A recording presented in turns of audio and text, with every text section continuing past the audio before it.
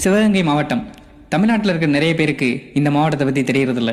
மதுரை மாவட்டத்துக்கும் ராமநாதபுரம் மாவட்டத்துக்கும் நடுவில் மறைஞ்சிருக்கிறது தான் இந்த சிவகங்கை. அதனால தான் என்னவோ சிவகங்கையோட சிறப்பும் மறைஞ்சே இருக்கு.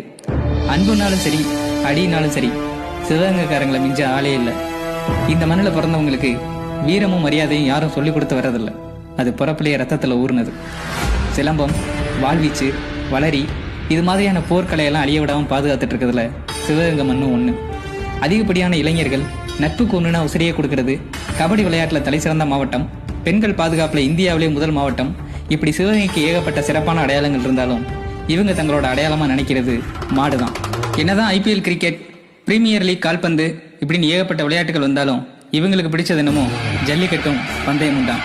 தமிழ்நாட்டிலே அதிகப்படியான ஜல்லிக்கட்டும் பந்தயமும் நடக்கக்கூடிய ஒரே மாவட்டம் சிவகங்கை மாவட்டம் தான். இவங்களை பொறுத்த வரைக்கும் இவங்க வீட்டு காளையும் கன்னியும் தான் இவங்க குலசாமி.